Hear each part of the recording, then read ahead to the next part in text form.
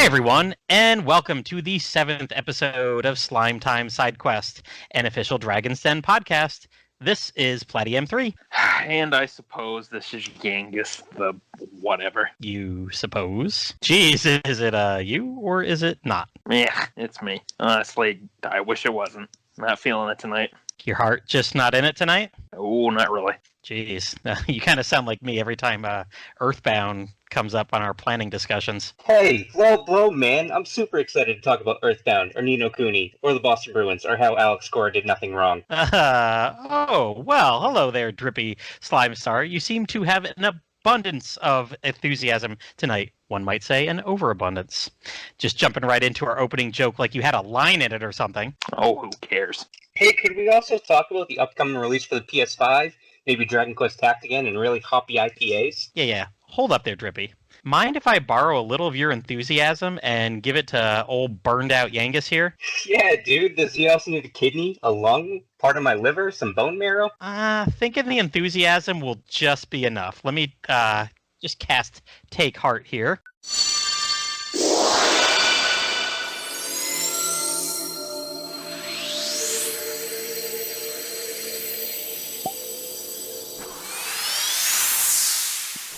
Ah, that tickles. And now to cast a little Give Heart.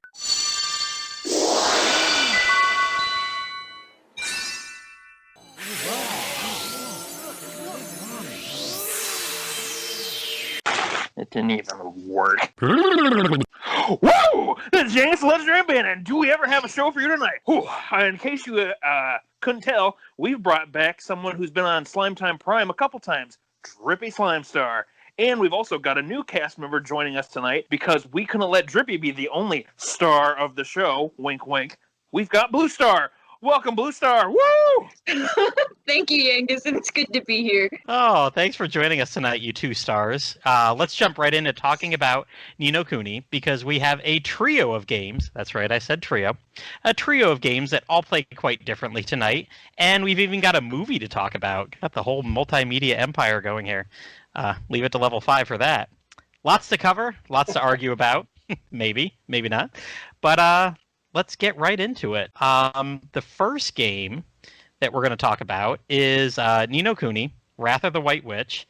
It came out in 2013. We're going to go out of chronological order here because we're going to talk about the PS3 release first, if you couldn't tell by Wrath of the White Witch. Came out in 2013. I played the Switch remastered. I guess it wasn't Switch remastered, but there was a remastered on the PC and the PS4. I played the Switch port of it last year in 2019, and I reviewed it for RP Gamer. But I'm going to leave the game summary here to someone who is absolutely in love with this game. Drippy, why don't you go ahead and summarize Ni no Kuni, Wrath of the White Witch for us all? Well, thank you. I would love to summarize the greatest game ever made. Like you said, it came out on PS3 in 2013. I played it in probably 2016, and I played it again on the PS4, the remastered versions. So the game is a collaboration between Level 5, who are really well known for their RPGs. You know, they did Dark Cloud games. Dragon Quest VIII is obviously the big one that fans of this podcast will know. And yeah, so Level 5 kind of worked with Studio Ghibli on some of the cutscenes and whatnot. And some of the art, I don't know. It's not turn-based. It's kind of real-time. But, you know, it goes into the concept of dual worlds. You're a boy named Oliver, whose mother, spoiler alert for the first 45 minutes of the game, she dies. And his stuffed animal, Mr. Drippy, comes to life. And he's taken away to another world, also known as Ni no Kuni. It's really my favorite game ever, as I've always said. Just the world, the characters, the story, everything about it is just really lighthearted. It does get dark, especially towards the end. I won't go into any spoilers or anything, but there are some dark moments. But I mean, it's just a really fun game. You collect certain monsters and stuff like that. You level them up, you evolve them into different forms, and yeah, it's just a really great game. Yeah, I mean, I will disagree with you on the battle system, but not on nothing. I know but that's on nothing. butted heads on before. Yep. But on absolutely nothing else. I mean, it was a grand adventure. I had a blast with it. Mhm. You know, just walking around the overworld and just exploring all the stuff and side quests galore and just different NPCs to talk to and the familiars, the monsters that you collect and evolve. Yeah. Because you can do a lot with them. It's not just what is it, like Pokemon where you have one at a time or just a party of 6 because Yeah. each person can have 3, right? Yep, each person can have 3, and then you can have, I believe, up to 6 on your bench that you can swap out. A lot of the people kind of find each character starts out with a familiar, kind of the one that's drawn from their heart. And a lot of things that I've seen online are people they say, just drop the starting familiars. But I remember in my initial playthrough, I got all of the starters up to level 99. I just found them all useful. Might is definitely my favorite, which is Oliver's. There's a penguin one that Esther gets. I can't remember the name right now, but that was a really good healer. And then Swain gets Hurley. That was probably the least useful for me. He's more of a physical attacker. But I don't know. I just found the battle system really engaging. I mean, I know a lot of people find it kind of confusing, and there is some getting used to it. But I mean, I guess it kind of breaks down to, you either have your human character or their familiar acting. You can use abilities, which you can scroll through, and that's kind of where the real time comes in. You can run around the battlefield, and you can run around, and it doesn't matter like your positioning. It's kind of, I think, more just to keep you engaged while you wait for your either abilities to reload, or will you smack down somebody with a physical attack, whatever. And you can switch between the party members. That you can have 3 active at a time. The AI is really bad. They really yes, it's atrocious. And it's like, I'm full on HP. I really appreciate the offer to heal me, but I don't need that to stop doing that. You can change around their tactics and stuff like that to like don't hold back or or don't attack at all. Save MP, which is, I always had it, I think, on save MP, just because if anything to try to before you get to a boss you normally get healed up completely, but it's just annoying where random battles, and by the end of it you're using all your mana restoration items. That's another thing I like too. There's an alchemy system, kind of like Dragon Quest VIII, where you can find different items and stuff like that. But all of the food items they feel real. I mean, you can get like a cheeseburger, you can get a hot chocolate or whatever, but then you have these like magical parfaits and stuff like that, and they're all drawn really nicely. Like, just, I cannot get over how much I love the art direction of this game. I think that's really what sold me on it. It's just fun to be in the world and just a good time to be in the world. Yeah, Bluestar, how did you play this one? Yes, I did. I definitely agree that the battle system takes a little bit of getting used to. It's not 100% useless running around the battlefield because there are little, I think they're called glims, which are basically little health and mana potions that you can pick up on the battlefield. There are also there are gold ones that'll let you do a super attack at the end.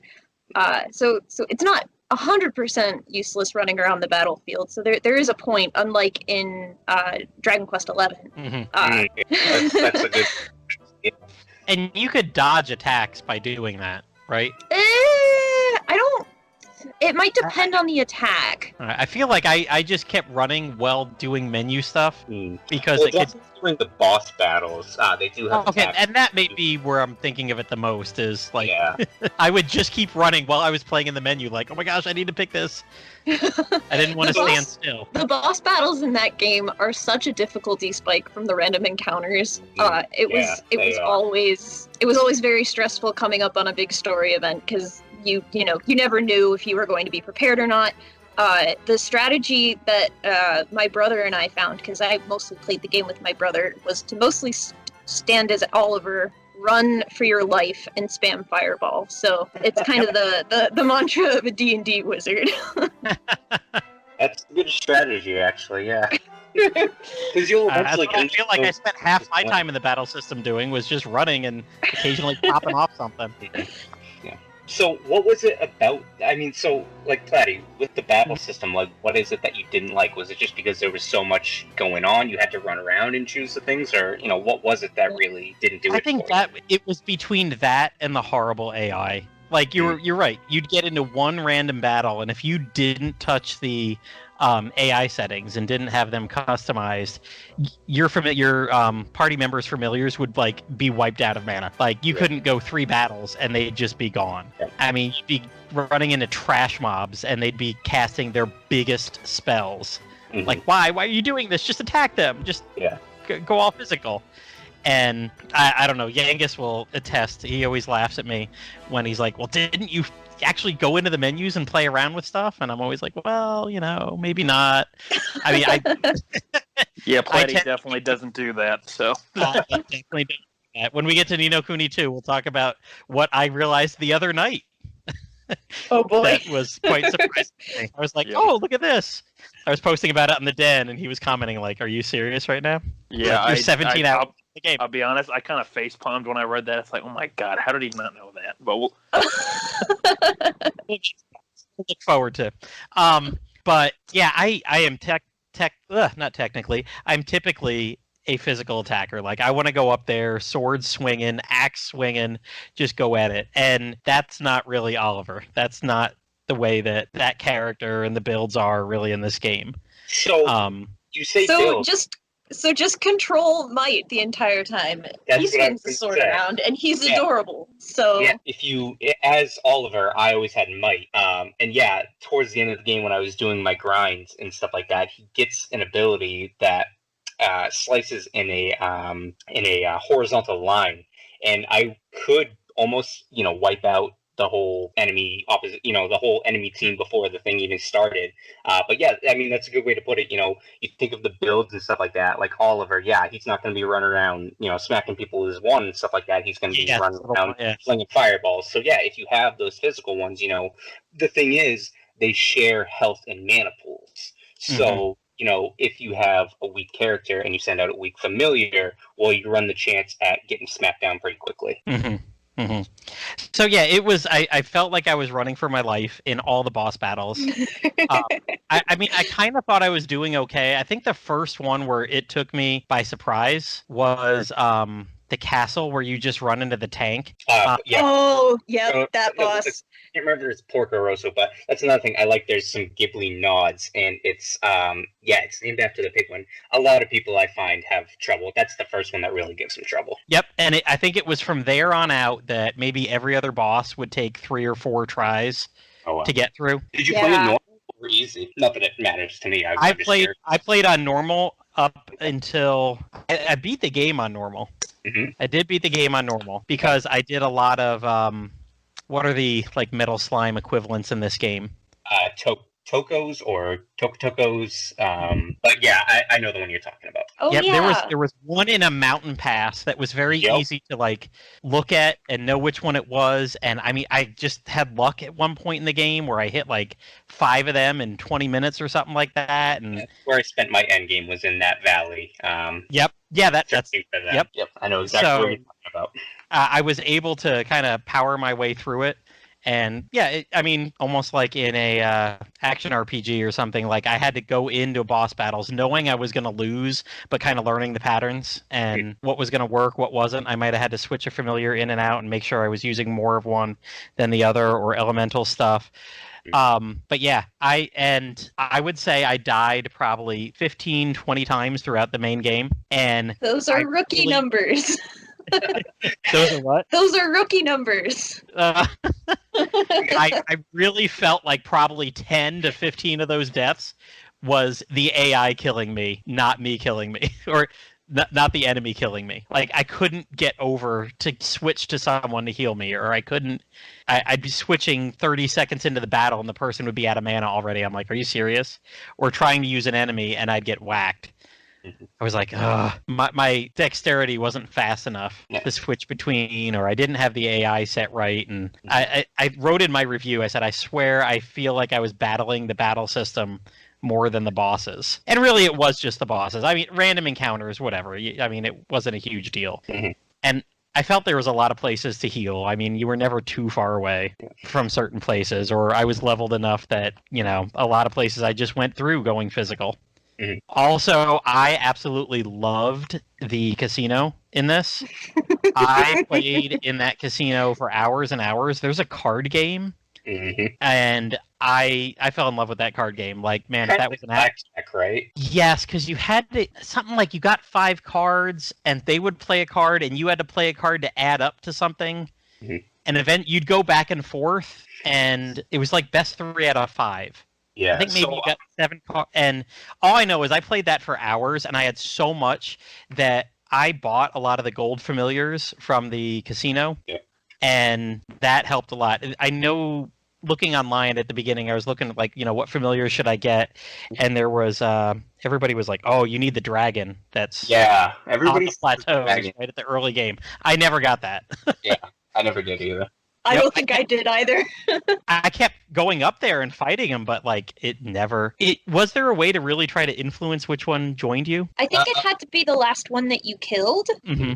But there's no items for it, was there? Well, each one had a certain rate to be recruited, and you could complete side quests. And that's how I like how they do the side quests in this, because each one gives you a certain amount of stamps on a stamp card, and after you fill it out, you actually get to choose your reward. So if you know kind of what you are going to be doing or what you want to focus on, you can do that. So definitely towards the end, I was, increasing they call it serenading chance.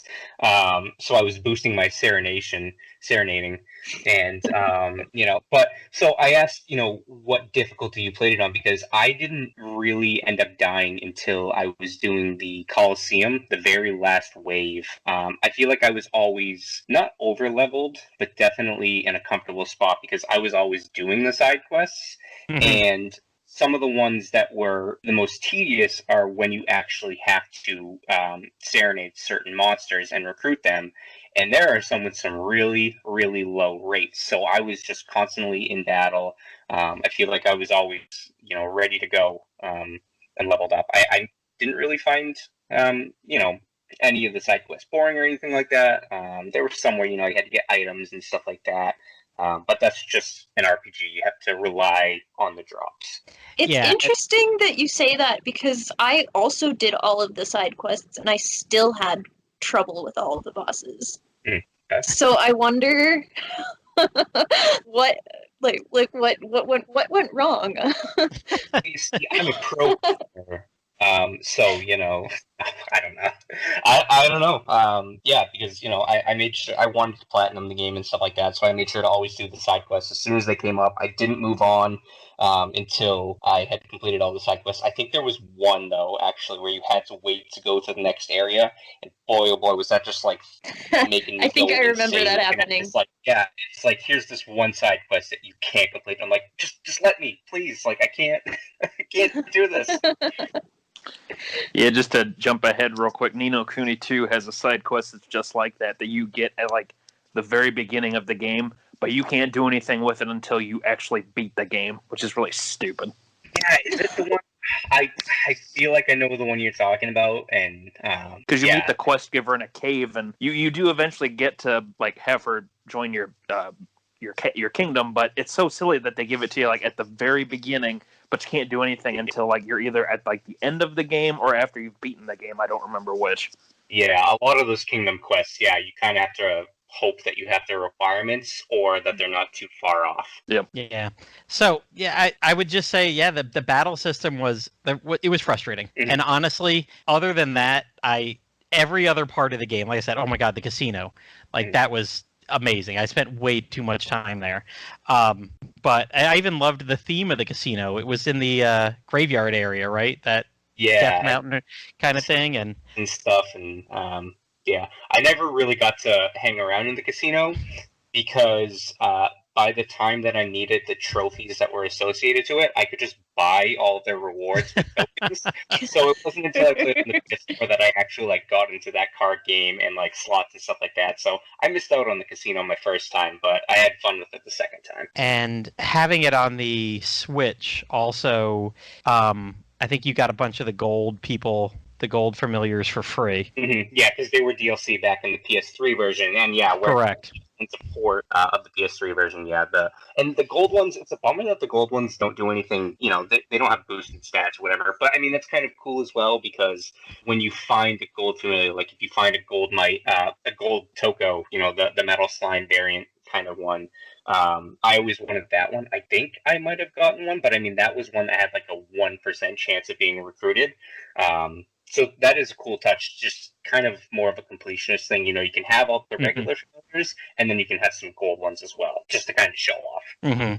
And yeah, it wasn't that they were super powerful, but it was just that I had access to some of them early on. It wasn't something I had to hope for the recruit drop, you know. So yeah, there was one point you're going through a trial, and there's is it the young king or something? Oh, I'm trying to remember the part in the game, and that's where you just get them all. Yes, the Solaceum is because when you do his first trial, you get to choose one of 3, and then you do eventually get some golden ones. Or that may have been when I realized that they were active and all the DLC was there through a menu or something like that. So I mean, I didn't go through again. I didn't look everywhere.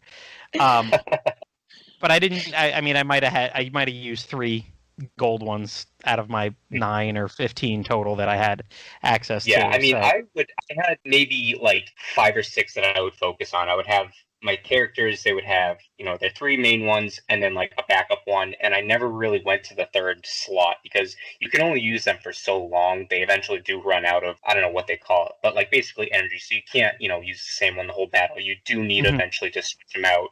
But I never found myself getting to the 3rd one. It was just more to fill up a spot. And I was like, well, I guess I have to fill my party. Yeah, I don't think I felt that way. I think...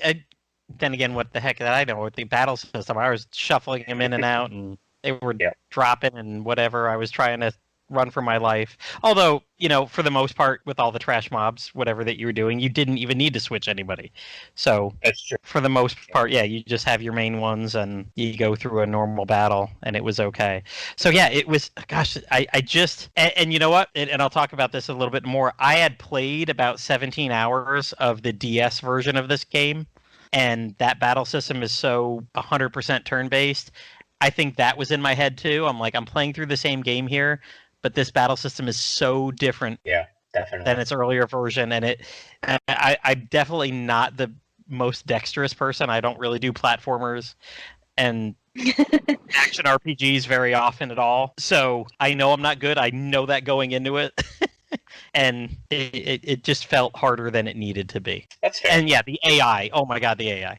I mean, yeah, there are some times where you feel like you're like moving your hand around your controller to like hit the. I mean, you can use the triggers to change the commands and stuff like that. But I mean, it can get your hands can get pretty warped around your controller at some times. That's right. I know I was complaining about something near the end of my review. I had put something in my review. I hadn't quite beaten the game yet, but I had a draft of my review, and I'm like, oh, I'm almost ready to do it. Oh, I know what it was. I had beaten the game, and I'd written my review, but I was like, you know what? I might as well go through and do the post-game in the White Witch. This doesn't seem like a really long, drawn-out thing. And I enjoyed the game enough that I'm like, I'm going to beat the White Witch. Why not? You know, I've already seen the credits. I could write a review, but I mean... It wasn't, you know, this game was, 5 years old by this point when I'm reviewing the Switch version for RP Gamer. So there was no need to rush out a review of this. So I'm like, oh, you know, let me spend another week. I'll do the White Witch. And somebody had proofread my review, and they're like, you know, there's a hot button that do this and this. And I was like, son of a bitch. Sure.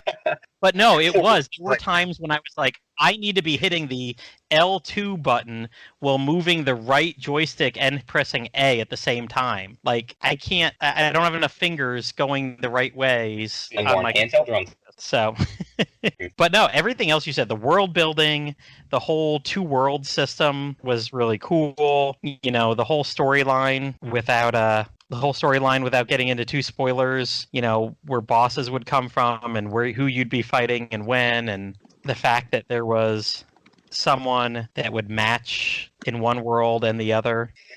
Like you'd find that as well. And a lot, because when I played the PS4 version, I didn't realize or remember how bad the backtracking was in the beginning. Mm-hmm. Yeah, you do have to go back and forth kind of quite whatever a bit. you do to a soulmate. You do something in your world, what affects us in there. I don't know. That kind of got to me. Yeah, I liked. What is it? Was it the nightmares that? Oh, the nightmares. You could fight. That was a neat little thing. Like you'd find some guy and you're like, hey, that looks just like, you know, Jenny down the block where I grew up from, and why is she acting like this? And you'd go back to your normal world and find out that something was wrong with Jenny there and approach them, and there was a dark cloud around him in a nightmare, and you'd beat that dark cloud and she would feel better, and you'd go back to the Ni no Kuni world and all would be right with that character there. I thought that was pretty cool. I honestly thought the nightmares were some of the hardest bosses. So they lived up to their billing. Alrighty, I think we've talked this battle system to death. There's definitely good parts and bad parts, and honestly, there's people that love it, and that's fine. I think that was just that one part of contention for me, because other than that, I love the game. And I mean, it was a game I waited a long time to play. I never had a PS3, and I know probably about 3 or 4 years ago, I kept thinking, I was like, you know, there's people out there selling their PS3s locally for like $50. I should just buy a used one for $50. I wanted to play Rune Factory Tides of Destiny, which never got a PS4 port. I played it through streaming at one point when the old rent something via PS Plus, and I really enjoyed it. I'm like, I should just buy that and play Ni no Kuni Tides of Destiny. Never got around to it, and then luckily it came to Switch finally, so lucked out. Bluestar, do you have anything else you want to say about Ni no Kuni 1? No, I think you hit the nail on the head. There is so much that is great about the game. I definitely think the battle system is something that, you know, it might take a little bit to get used to, but overall, just the world building and the story and just the immersiveness of all of it is, you know, really cool, and it makes it really special. Mm-hmm. Any last thoughts, Drippy? Let me take you back to a time. Oh, are we still talking about the first game? Well, you know what? Before I ask you for your last thoughts, because you've got the perfect transition, I'll spend all of like 3 minutes talking about the original Ni no Kuni, because before the White Witch came to PS3, this started out as a DS game, and honestly, like playing it, I waited, and I want to say December 2018. A fan translation completed for it. I've been following it on GBA Temp. Been following a thread there for like a year and a half. Like, ooh, I'm finally gonna play this game. I'm gonna play the DS version when they finally fan translate it. And I did. I got it. I put it on my phone in January of 2019, and I played it for a good 17 hours on a DS emulator on my phone.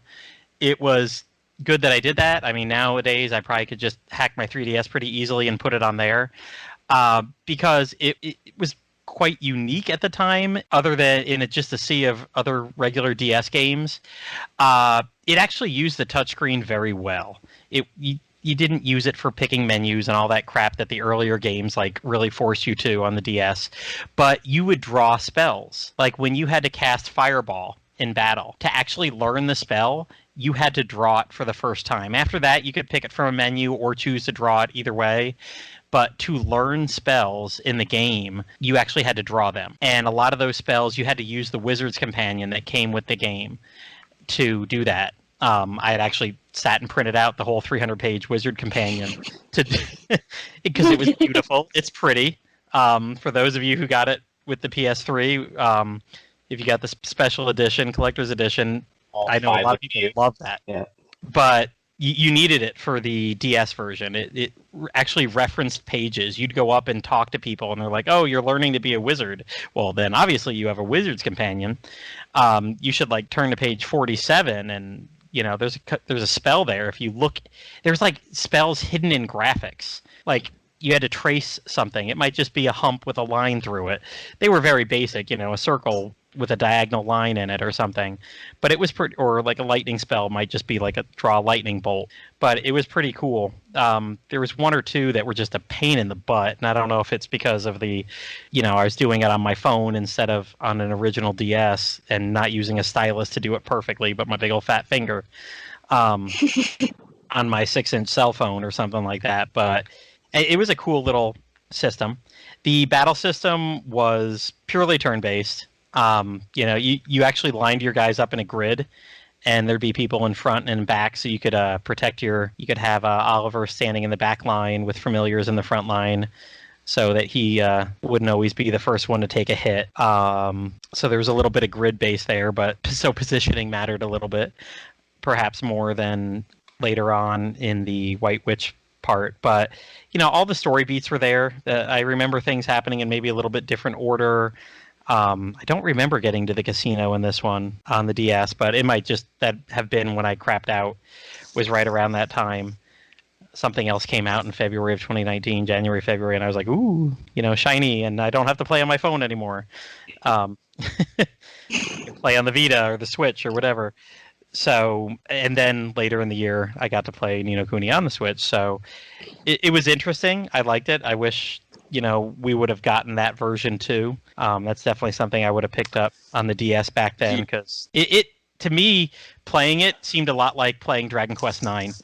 I got the Dragon Quest IX vibe, but then again, it was a level 5 game developed right around the time as Dragon Quest IX, so, Yeah, I remember with back when Nintendo Power was still around, they had a preview or two for, they usually would do a little section where they talk about games that are coming out in Japan, and one of the issues they talked about Ni no Kuni's release, and I remember looking at it and it's like, man, it looks a lot like Studio Ghibli art style, and sure enough, it said in the article that it was, because they helped collaborate with the game. And I remember reading through it, and I remember them saying, I don't remember if it was the first preview or one of the later ones they had, but they were like, there's a good chance this might not be coming to the West, but it's still, fascinating to see that this sort of collaboration is happening, overseas. And I mean, sure enough, we didn't get the DS version, unfortunately, but I'm at least glad that there was a dedicated group to fan translate it and to, get away, or to get the Wizard's Companion book to people if they wanted to print it off, or if they needed to find a certain page or something.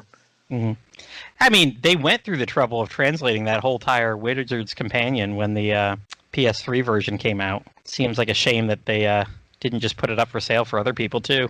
Yeah, well, I mean, it's kind of like how Square Enix just, they brought over Dragon Quest XI for the PS4, but they just totally ignored the 3DS version outside of Japan. Handheld gaming is just not quite as big over here as it is in Japan. And I want to say this was really late DS. It's DS, it's not 3DS, so that timing of that might have been an issue with it as well. Yeah. Right at the end of the DS lifestyle. And yeah, you're right. 2010 is when it came out, December 9th, 2010 in Japan. Yeah, because that would have been a year before the 3DS came out, because I think the 3DS was early 2011.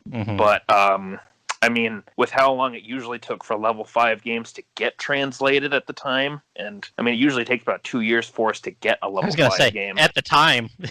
Yeah. We're still waiting on we're how many years behind on Yokai Watches at this point? Yeah, if we're going to get another one, but yeah, level 5 games always seem to take a long time to get fully translated, so they probably just at that point were like, well, there's no point in bringing over this DS game because people have probably moved on to the 3DS, so they just focused on the PS3 enhanced version or remake or whatever exactly it's classified as. Yeah, I mean, it's almost, I wouldn't say it's a different game because of, it's obviously the same story with some other stuff going on in the background. But yeah, the battle system's different and a few other things. But it's beautiful. I mean, it's a beautiful game. So I could see why, if they knew that was coming, if they, had already decided, hey, we're going to do this again pretty soon after, I could see why it'd probably be an easy decision just to be like, you know what, let's not give America the little Pokemon-ish clone kind of thing. Let's give them that full cinematic, beautiful Studio Ghibli-looking PS3 version. So I liked it. I mean, I don't think I can go back and play it again after playing the beautiful game. Yeah, I put a picture in the chat here for everybody, and it's like, oh yeah, that's a 2009-2010 DS graphics game. Now that I've seen everybody in 3D, I'm like, I don't think I want to get back on my phone and finish that one up. I don't blame you. So, Hey, on that... those graphics had their place. Oh, they did. In a time and place, they were... I have no problem with them. They were great. See, I still like DS graphics because it reminds me a lot of, since I grew up during the N64 and PS1 era, it reminds me a lot of that, but just with some better details and a little more refinedness to it because, 3D gaming had come a long way since, mid 1990s. Mm-hmm. But I get it, though, if somebody's not a fan of that style, could be just from growing up with that sort of look that I've never thought too much of it, or like if I go back to DS games, but, I get it if somebody doesn't like it. And you know what? Like I said, it was fine for 17 hours, and then, stuff got in the way, and then now that I've played the PS3/Switch port, it's hard. That's where it makes it hard. It's not hard to go back to because of what it looks like in general, but comparing, like, I've already played this game. Oh, yeah. Okay, and I played it that looks like this. Yeah, I get you. Mm-hmm.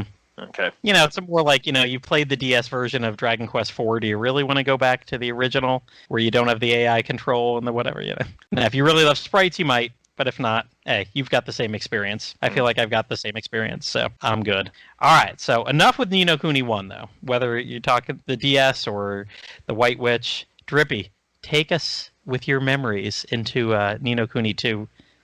Let me take you back to the year 2015 of our Lord in PlayStation Experience in San Francisco, California, where I was watching a trailer for my most hated game ever. I hadn't beaten or played Ni no Kuni, Wrath of the White Witch, yet, and it would become my favorite game of all time. It still is. And I saw a commercial, or I guess a trailer, for Ni no Kuni 2. And after I played Ni no Kuni and finished it and proclaimed it as my favorite game ever, I was very excited for Ni no Kuni 2. I watched every trailer. I tried to get as much merch as I could. I got the stupid Funko Pops. But the thing that got me was the $200 collector's edition that I pre-ordered at my local GameStop. And luckily for me, they were doing not a midnight release, but a 9 o'clock release, Eastern Standard Time. And I wanted to make sure that I got my collector's edition, and I was going to be the first one to get it. So I waited at that GameStop for an hour. I loaded up the game, and I have never been more disappointed in a game in my life. I can hear somebody. Well, on the bright side, with how that cut you off, all we heard was I waited at GameStop for an hour, then I got home, and I started the game. I mean, it cut you off, but at least it had an appropriate kind of cut off this time, so it still kind of worked. Yeah. All right. Yeah. All right. So yeah, that's good for me. Basically, everybody knows I fucking hate this game, and I really. No, you don't like it. I can't. If you want to throw that into that, I fucking hate the game. You can throw that in too. But sorry that I'm making your editing really hard tonight, Vladdy. Oh no, I put the explicit tag on all these episodes. We fucking say whatever we want. Yep. These are definitely PG-13 episodes. Little kids, if you're listening at home, turn that off. Turn off right fucking now. Well, we will wait for you to go item by item why you hate the game a little bit more. But let's get Yangus to kind of summarize this game, and then we can talk about the different parts. And this is a game that I've actually just started about 2 weeks ago. I know we had talked, Drippy, about doing this episode right when SideQuest, when we had talked, right when it came up that we were going to start doing the side quests. You were like, yeah, Ni no Kuni. And I was like, well, yeah, because I've already played the first one. I played the DS. The movie came out earlier this year, and we'll talk about that. I was like, sure, whatever. But about a month ago, I thought, if we're going to, I might as well try the second game. I mean, this was a game that I actually had pre-ordered.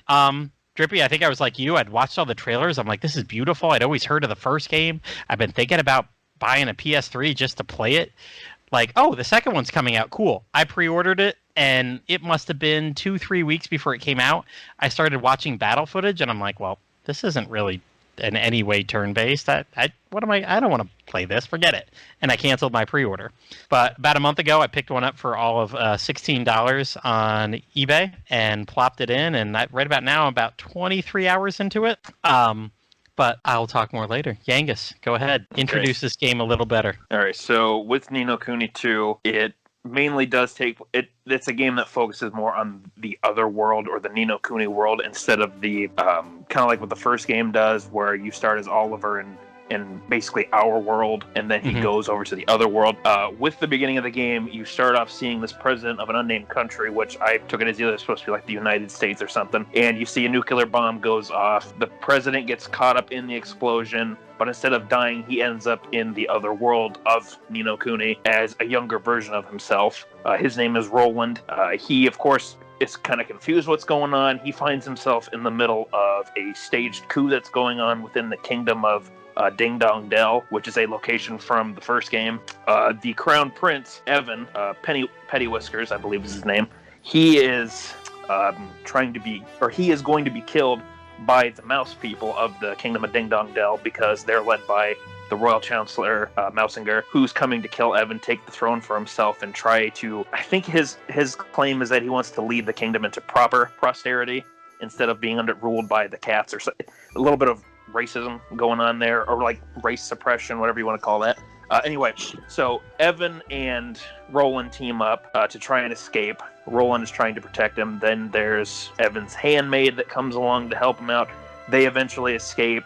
Events happen, the handmaid dies, and Evan at this point has lost his kingdom, he's lost his family, and he's pretty much all on his own now with just Roland by his side. Well, since Roland doesn't know anything about the world, he's going to stay with Evan to try and learn about it and protect him, and Evan decides that he is going to try and create a place where people can live happily ever after, because that's something that his handmaid had hoped for, and something that his father had hoped for as well. So as the game goes on, you then start meeting some of the other characters that join you. There's Tani and her father Batu, that are part of the Sky Pirates. There's Oleander, who's from the Seaside Kingdom, that's out in the middle of the ocean, that has like humans as part of the population and mermaids as part of the population. You eventually meet an adventuress named Bracken, who comes from the kingdom of Broadleaf, which is sort of like a technologically advanced city where everybody's kind of almost like a Steve Jobs or a Bill Gates sort of character, where they're very intelligent, working together and everything.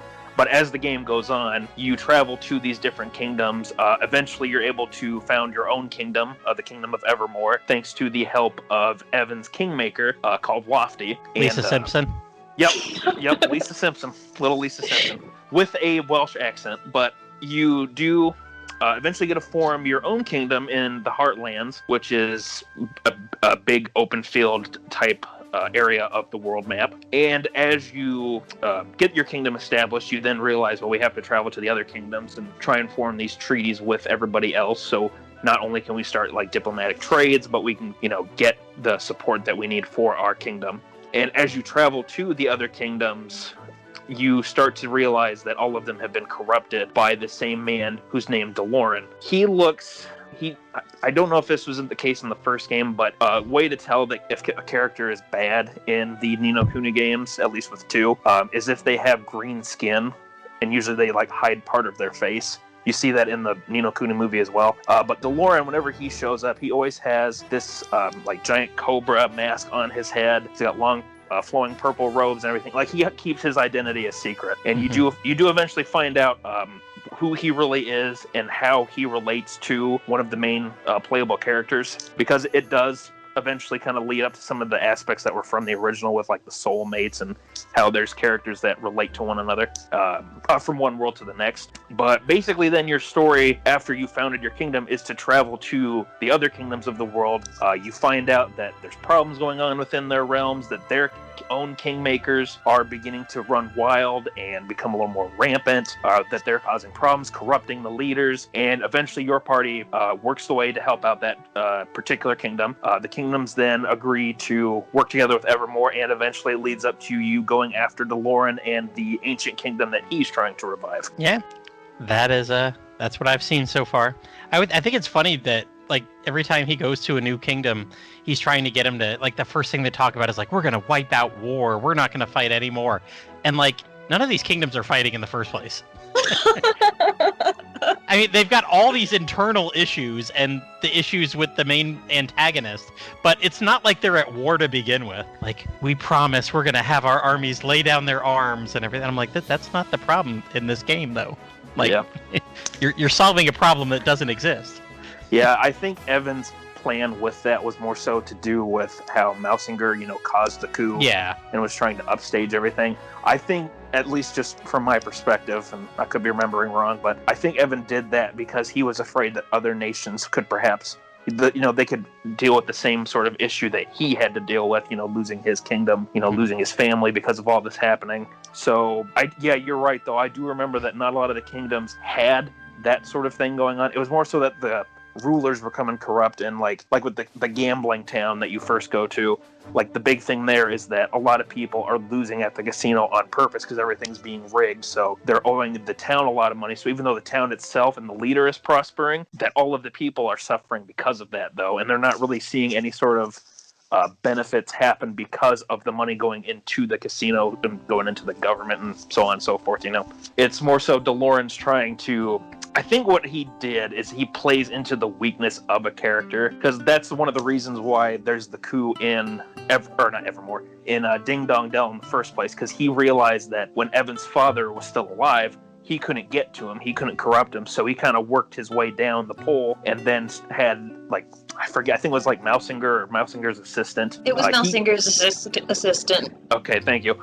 He went for Mausinger's assistant, who then started corrupting Mausinger, which then eventually led to other events. So it's interesting, I think, how the villain goes about his plan, sort of staging everybody to be corrupted. And maybe if, Evan hadn't started stepping up with everybody else's help, that maybe the world could have gone to a big war then, That would have been interesting to see.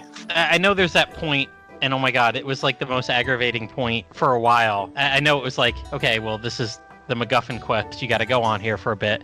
But at one point you're you found your kingdom, and they're hey, let's go to the library and learn about the rest of the world. And holy shit, 5 hours later, you get to go into the library and read some books. The librarian's hey, get me this and this and this, and you got to complete 3 quests to get to the library, and this quest has 3 parts to it, and oh my god.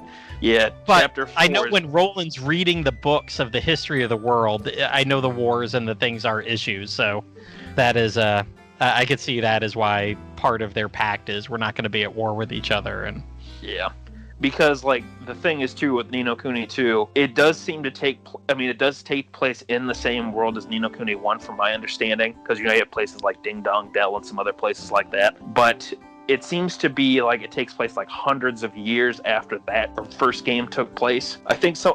Somewhere I saw it's sort of it almost runs on Narnia time, where if you've ever read the Chronicles of Narnia books, where hundreds of years could pass, but maybe only a year passes in the real world or something like that. Yeah, but, and if from the first Ni no Kuni movie, not movie, the first Ni no Kuni game, the main hero comes from, it's 1950s small town America, and Roland as president in the opening of Ni no Kuni 2, it looks it could be today, 2020. Yeah, it has a more modern feel to it. Yeah. So it's it's 50, 60, 70 years difference. But yeah, in the world of Ni no Kuni, there's no real mention of anything that happened in the first game. So it looks 1,000 years might have jumped there. So yeah, I get what you mean. Yeah, all you really get for a straight shout out to the first game that I remember is when Evan is trying to get his Kingmaker from the Kingmaker trial at the beginning of the game. He has to assemble these statues in a particular order, and as you do that, it reveals it almost tells the story of Ni no Kuni 1 in a fairy tale or a legend. It's once upon a time there was a little boy and his fairy, and they were assisted by a powerful wizard, a spunky young lass, and it was something like that. Because I remember when playing through it, it's oh, okay, yeah, they must be talking about the first game then. Because and you have to rotate statues of them, and they are the characters from the. Yeah. Yeah, because as some of the listeners might have picked up, since I didn't say much for Ni no Kuni 1, I did not play that game. It was a game that I had wanted to play, but I didn't own a PS3, so it just was never something that I got around to. And I'm a big fan of Studio Ghibli movies, which is basically the reason why I wanted to look into it, is because of that. But I never owned a PS3, so I never bought the game, but I remember when it was coming out, it was a big deal and everything. So with Ni no Kuni 2, though, I had a PS4, and when it came out, when it did, it had been kind of a stressful winter for me. So, April 2018 when it came out, it's like, okay, I've really wanted to play the first game. I'll pick up the second one. It looks pretty interesting from the trailers and everything, and I ended up playing that game for like 80 hours, and I platinumed it. It was, I had a good time with Ni no Kuni 2. Like, I know that some people who do care a lot about the first game don't like the second one, but I totally respect that if you don't like the game that much. It is pretty different from the first one, but it was a game that, for me, it was something that I needed at the time for some sort of easygoing sort of game, just with how things had been the few months prior, or the months prior to me playing it. And I think I told this to Plattym too as I had been playing it, but it really gave me a Dragon Quest kind of feel to it, mainly with how you travel to the different towns, you help the towns out with their problems. Eventually, you sort of see how those changes affect the entire town as a whole, and eventually it affects the rest of the world and everything. Because, after all, you've helped the towns, everybody comes together to help you out with the final battle. So there was just a lot of elements to Ni no Kuni 2 that I got real Dragon Quest vibes from, but just more with an action RPG style to it.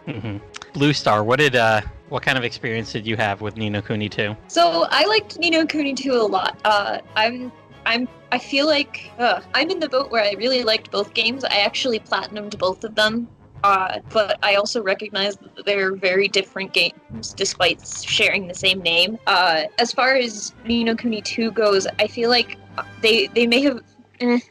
they could have done a better job with the world building that they had in Ni no Kuni 1. That just brought everything together. It felt very more... what's the word? I don't know. Just with... since there weren't as many connections between the other world and our world, so it didn't feel quite as real, if that makes sense. But as far as gameplay goes, building your own kingdom is always a lot of fun, and choosing, hey, which upgrades do I want now rather than later. I'm pretty sure I actually left the game on overnight so that my kingdom would continue generating money. I definitely did that last night. I made myself some popcorn and got a drink and went to the bathroom and cleaned the kitchen a little bit because I knew there was some research that was going to take 45 minutes and I didn't have money. So I was over there every 15 minutes collecting my money and then walk away for 15 minutes. So, yep, definitely did that. But yeah, I definitely think the overall story of Ni no Kuni 2 is good, but I don't think the individual characters are as good as in the original. I can see that. I am 100% fixated on the president. I love Roland. I think he's pretty badass in this game.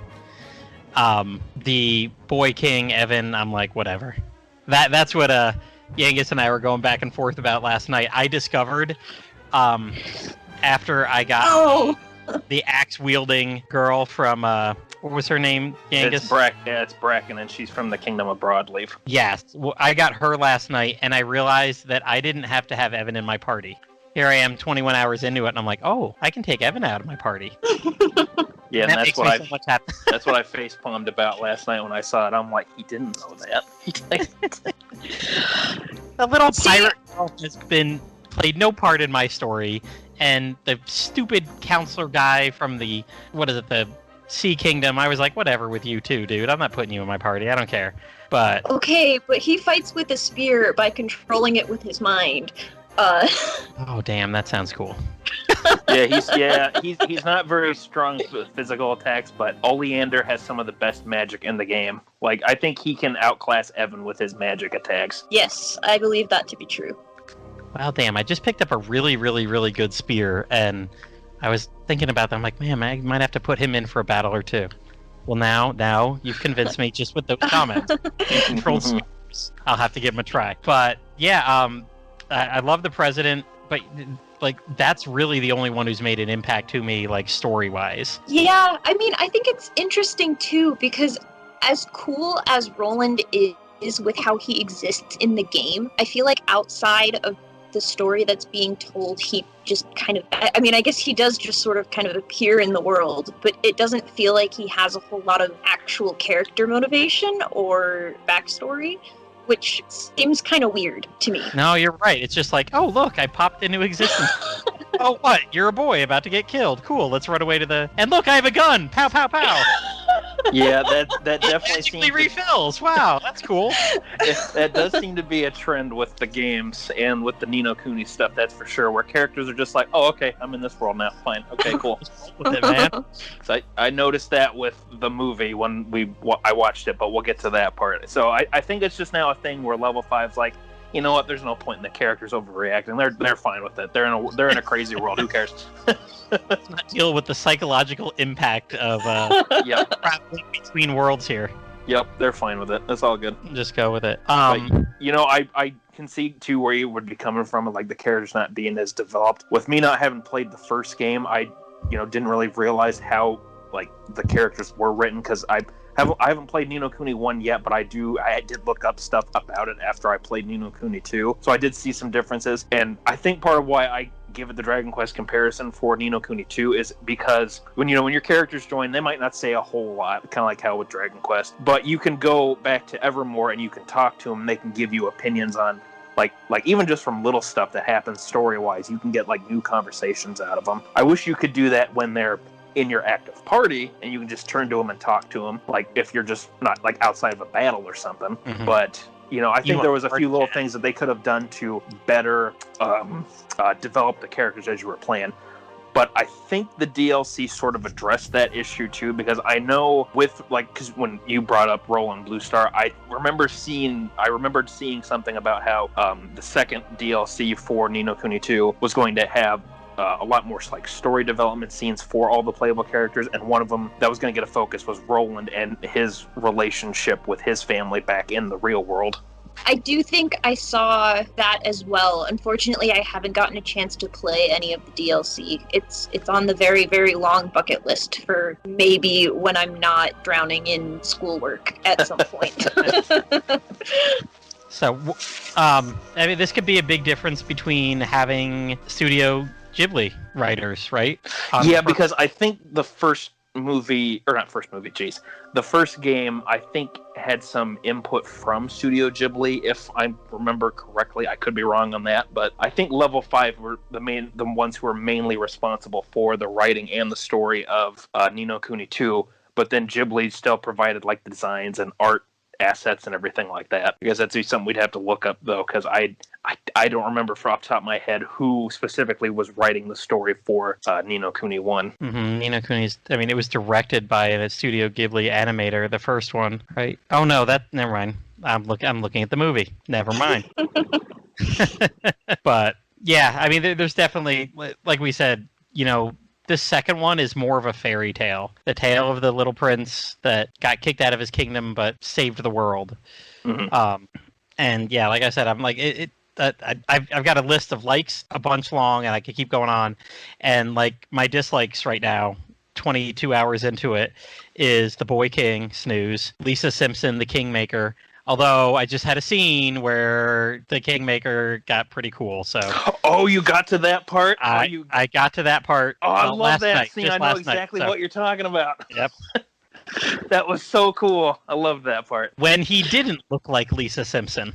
There we go. That's what I'll leave as. There we go. That is actually something that I miss from the first game, is the fairies, because Mr. Drippy and his whole fairy race, they had their whole city where they just, their whole city ran on comedy, and it was actually really charming. And in Ni no Kuni 2's world, it just doesn't exist, which... Yeah, I was surprised that wasn't in the game, because when Lofty started speaking and he had the Welsh accent, I'm like, well, I think that Drippy character from the first game had a voice kind of like that too. So I thought, oh, okay, well, maybe he's a fairy and there's going to be fairies in the second game, and played through the whole thing, never came across any. It's like, did they like all die or what?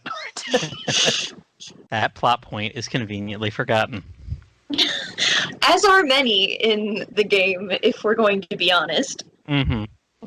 Yeah, and my only other dislike about the game is it took a long time to get to the kingdom building. Like, that was something I was looking forward to. And now that I'm 22 hours into it and I've been kingdom building for 10, whoop-de-doo. That dislike is long since passed. And I know I've got a long time to play with it still. My kids were watching me. I played while dinner was cooking tonight in the Instant Pot for an hour. They sat and watched me play, and I did one of the what is it? There's 7 doors that you go through and do those randomized areas to get to the end where the danger level's always going up, and you can collect the orbs to lower the danger level. Okay, yeah, I know what you're talking about. Mm-hmm. I do too, but I forget what it's called. Yeah, there's 7 of them. That's all I remember. That's a quest. Yeah, there's secret doors that you can find in some of the dungeons, and then they lead you to randomized dungeons then. Yeah, and I found one in the southwest of the game along a coast of because I had to go over there for some reason. They told me, hey, go to this cave. Oh, you had to get some, it was for some merwoman doctor, a fetch quest to get her to join your kingdom, which a lot of these are. There a bunch of the side quests get you items, and then also the person that you get the item for or beat a boss for or whatever then becomes one of the people in your kingdom. So, thank you, Drippy. A dreamer door. That's what they're called. So, yeah, I just happened to come across a dreamer door, and my kids are like, ooh, what's that? And I'm like, oh, man, dinner's half cooked. Might as well try it. Let's go. And luckily got through pretty easily. I'm level 45 right now, and, like, everything in there was level 27 to 35. Even when the danger level got up to level 3 at one point, like, everything was still right at my level, so it was all right. I dropped the danger level down right before I fought the boss, and it wasn't even a real big challenge. So no, I've loved. And you know what, Yangus? It's funny you mentioned it's like a Dragon Quest game, because definitely I want to say at the beginning. Now that I can fly, all bets are off. Whatever, I just go everywhere I want. But especially the first like 15 hours where you're walking across the map and everything, I actually love the little the chibi-ified characters. Yeah, I love the overworld maps and going and finding the chests and the spots and the skirmish battles areas and being little chibi figures going across, as much as I do going in the caves and the dungeons when you're your normal 3D characters walking around, and it's a little bit more you just walk up to an enemy and the battle's right there, or the screen doesn't have to break away or whatever. I think between those two different styles, the overworld style where you start a battle where you have to zoom in and do the battles, the stuff in the dungeons where you just walk up and smack them, the empire building, all the side quests, and the skirmish battles. And reading some reviews in the past couple of weeks, I've seen that skirmish battles were something a lot of people really didn't like or tried to avoid or didn't care about. I actually like the skirmish battles. That's a cool little thing. Yeah, see, I really enjoyed those too. I thought that was a great way to, break up some of the overworld exploration. You get into a fight, and what was really cool was that as you recruited certain people to your kingdom, that then you could use them in your party, and you could like some of them were better with magic, some were better with spears, some that were good with axes, whatever the case might be, and it can give you a bit of an advantage depending on what skirmish battles you get into. So there's a little bit of strategy there, but at the same time, if you got your favorites, you can get in, you can level them up enough, or, just play carefully, and, you're good to go then. And I'm sure absolutely nobody made this connection but me in my twisted head. But, you're going through the skirmish battle, and you can have up to 4 people with you with their army unit. So you're playing as Evan, and you're surrounded by 4 people, literally in, like, 4 points of a star, basically, or in a square around you, and each of them have 10 little soldiers with them or something like that. Yeah, yeah. That circle them, and you use the trigger or the the L1 and the R1 buttons to rotate them left and right, so that different ones are facing forward. Because kind of like in Fire Emblem, spear is good against axe, which is good against sword, which is good against spear. There's the weapon triangle. But to me, the only thing I could think of as I'm rotating people left and right to have my guys go pound their archers or whatever, is I'm thinking of Yokai Watch 1 and 2. Using to rotate the Yokai Watch and put in different party members like that. That's just what struck me as I'm playing. I'm like, hey, this is like Yokai Watch. That's a good point. I didn't even think about that. Everybody's there, but I could just rotate them right in. Yeah, it makes sense. Yeah. But more level 5 stuff there. And yeah, the skirmish battles are, you're just running around in an area. There's a bunch of little, and there again, it's the chibi-fied guys like running around. There's watchtowers to destroy, camps to take over. It's almost like a strategy RPG, but taking place in real time. Yeah, it's kind of like what's that? An RTS game where it's real time strategy. Because when I played the skirmish battles, I think what really made me like them too was it reminded me a lot of the Pikmin games from Nintendo, where it's, you have to get your little guys to follow you around. You set them off to do tasks, and they'll carry stuff, or they'll fight enemies for you. Then you can go off and do another thing. And with some of the skirmish battles that you do in Ni no Kuni 2, it reminded me a lot of that, because there's ones where there's a barbarian guy you always have to fight against. I forget his name, but he's the one that originally is in charge of the Heartlands before you come in and throw him and his barbarians out. He keeps coming back, and you have to either defend the Kingdom of Evermore, or you have to go off and find where these spawn points are hidden at across the plains, and defeat them, so you can stop the barbarians from essentially regrouping and constantly coming after you. But then you have one time where you do that, and then it's like, haha, we surprised you. We lured you away from the kingdom, so now we're going to destroy it. And it's like, no, we got to get back to the kingdom really fast. We got to make sure that we keep all of our catapults and stuff and our watchtowers intact too. Now you're giving me flashbacks to Etrian Odyssey Mystery Dungeon. With the or those monsters that kept attacking your town. Yeah, what? Yeah, it's the does. They call them does instead of foes. Yes. So I assume they did that just so you can go doe. Oh, I definitely went doe. And I also doed right out of that game because of those things. Because it was that same mechanic. Like, you could just keep going and exploring, but then you had to rush back to your city and blah blah blah. I mean, completely different mechanic, but that's what. Yeah, the way you just described it made me cringe a little inside from Etrian Odyssey Mystery Dungeon flashbacks. But no, it was nothing. I mean, it's nothing like that. Because the skirmish battles are pretty cool. I think they're all over the world map. I love how things just are so present on the world maps. You got that big banner just glowing. Mm-hmm. You're walking around the world map, and holy crap, there's a huge big banner glowing there. There's going to be a skirmish battle. If you go over to that, you can start one. Or the treasure chests look huge on the map. What are the guys that are glowing? There's enemies glowing with a big purple circle around them. Yeah, those are special enemies. I don't remember what the game calls them, but those are one thing that, so we didn't really talk about this a little bit, but when the game originally came out, there was only the default easy difficulty or just normal difficulty, and a lot of battles were very easy to get through. I'm not really used to action RPGs other than playing the ease games, but going into Ni no Kuni 2, I never felt like I got overwhelmed or where I was necessarily challenged super badly, or I was really unprepared. But I mean, whenever it came to these enemies that we're talking about with the purple circles around them, they're essentially a stronger mini boss version of some of the normal enemies you come across, and they can be pretty damn hard. There are some of them, especially when you get to the end of the game, that before they added some of the higher difficulty options, Ni no Kuni 2 is pretty easy for the most part, but you get to some of these bonus bosses and they can just absolutely wreck your ship. There is one in particular where it's a fairy who can summon 2 assistants to help her out. One can constantly heal the queen fairy that you're supposed to fight as the main target. The other one keeps casting powerful spells that can take off half your health bar, even with good equipment. And then you have the queen fairy, who you got to deal with her craziness too. And then there's ones where you got to fight a giant shadow dragon and some other stuff like that. And they can get pretty hard. Even on the easy difficulty, they can be pretty challenging. So you got to be aware of what sort of characters you're going in with, or what of the little higgledies that you're using for support abilities. Mm-hmm. And we haven't even talked about that. The higgledies.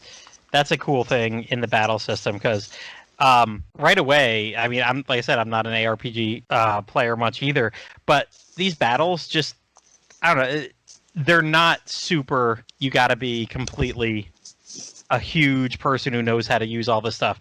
I felt they were easier than the original Ni no Kuni battles just because they were purely action. I didn't have to go into menus.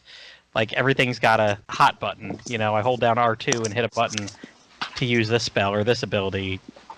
80% of the time I'm just swinging my sword or shooting my gun, or depending on the character, axe and bow and arrow and stuff like that. So, I mean, to me, it's almost like playing a Muso game. You're just going in there into a swarm of enemies, 4, 5, 10 of them even sometimes, and just attacking. And in a minute, the battle's usually over. But those guys, and every battle, when you approach an enemy, you see the level above their head. It always tells you what level they are, and they're glowing red if they're much higher than you, or blue if they're much lower or something. And when I was playing with my kids today too, they were looking at them, and my son's like reading the names and calling off, "Oh, this should be easy. This should be easy." And I think I had just done a boss battle somewhere in the water to beat a side quest, and then I started doing another side quest, and I encounter one of those guys. It's, the glowing purple, the harder version, and it was like level 40. And my son's like, "Didn't you just take out a level 47 whatever?" And I'm like, "Yeah, this should be easy. I'm level 45. I'm taking on one of these guys at level 40. It should be easy." Holy crap! Like the first 2 seconds, the guy just walks up and did half my health bar with a hit. Yep. And I'm like, "Whoa, yikes!" I mean, I know this is like supposed to be a harder fight, but you're 5 levels under me. Like, give me a break. And then it like cast a spell that killed 2 of my people instantly. I was like, "Oh my god!" Yep. Thank God that the revival item revives everybody in the party when you use it. So, yeah, the angel tier or whatever. So that's why I mentioned the Fairy Queen battle, because it's just like that. You could be like several levels above it. It can still just walk up to you, boop, hit you. There goes half your health. So far, my favorite battle has been the Kingmaker for the Queen of the Sea. All the, as Yangus was saying, all of the leaders have this Kingmaker, which is a gigantic beast that is their, kind of like their familiar or whatever. It's the person who's certified that they are the king of their kingdom. And they're usually these big, gigantic dragon-like things. And as you're going through kingdom by kingdom, they're being corrupted by the main antagonist, and you have to fight them each as you're going through as you're solving the problems. And that one was just so cool because I think it was like a flying ice dragon, and at some point after you get the life down about halfway, it just like covers itself in ice, flying above you. You can't really do much to it, and it just starts dropping these like huge ice crystals.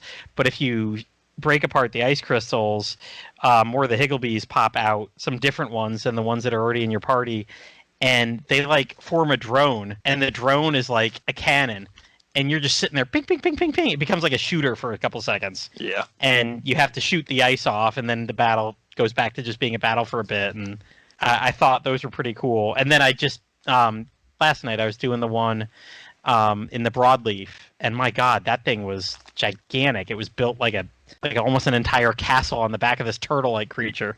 Mm-hmm. And this is where my platforming did not work out so well.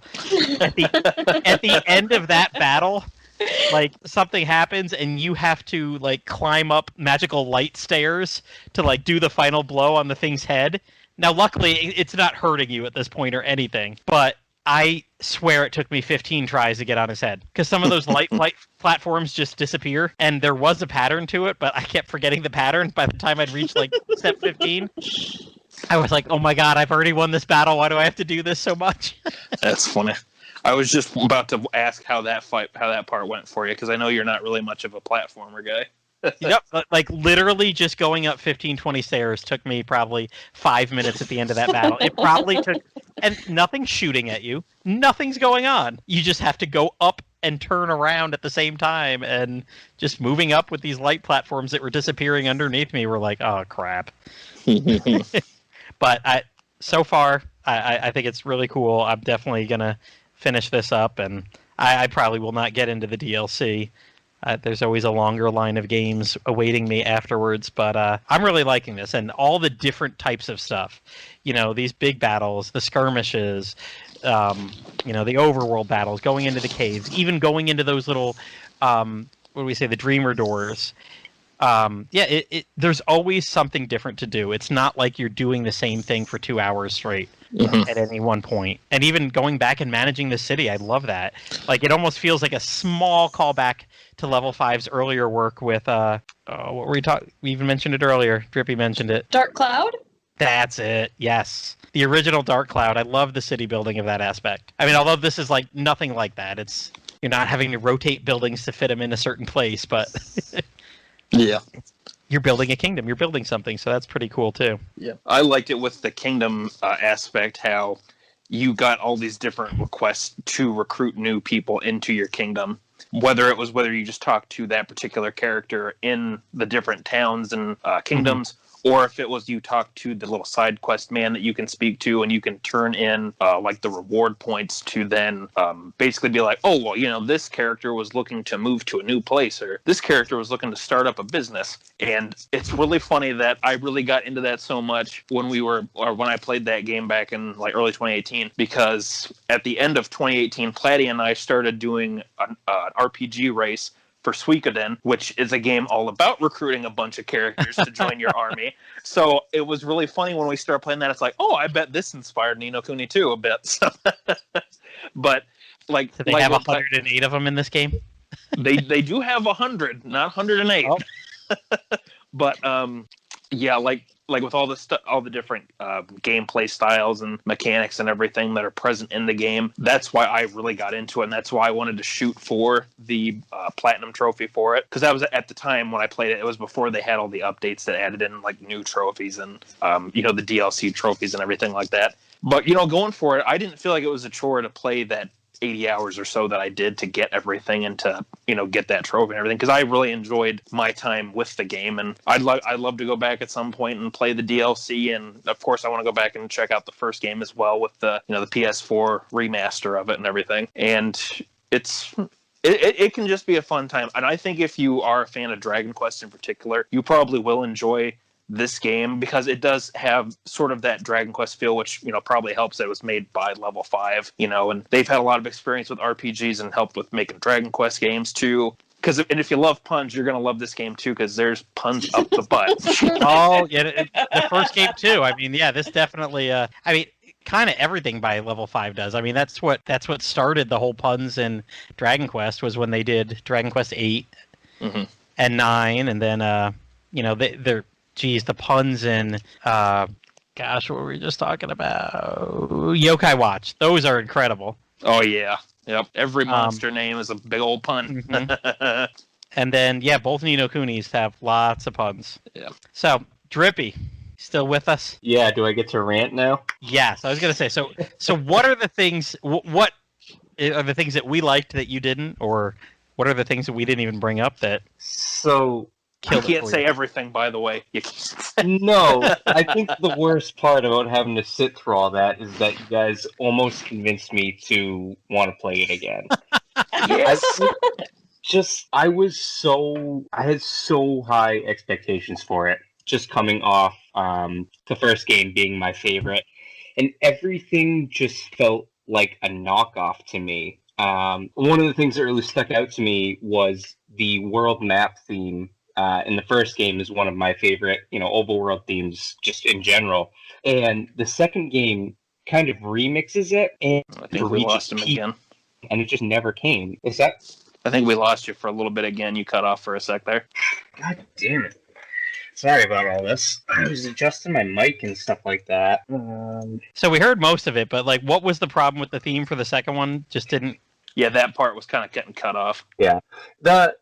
The theme it sounds like a remix of the first one, and I was always expecting to hear it, go back to the first one, and I don't know, everything just feels like a generic kind of game to me. I think the art style, it kind of tries to be, like the old one, but it just isn't to me. I don't know. It just really feels like an imposter to me. And but I really think that it was my own fault. I set myself up to think it was going to be the sequel to the greatest game ever, and it wasn't for me.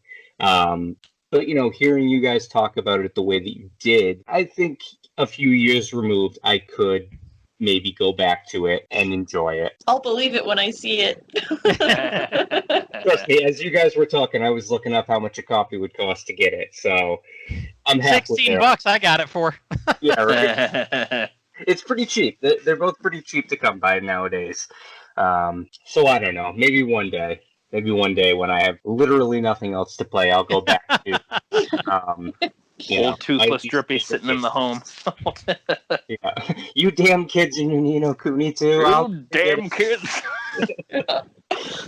Yeah. So you know what? Hearing what you said there about that, it kind of makes me feel like my feelings on Dragon Quest VI. Hmm. I didn't play Dragon Quest VI until after I played Dragon Quest VII.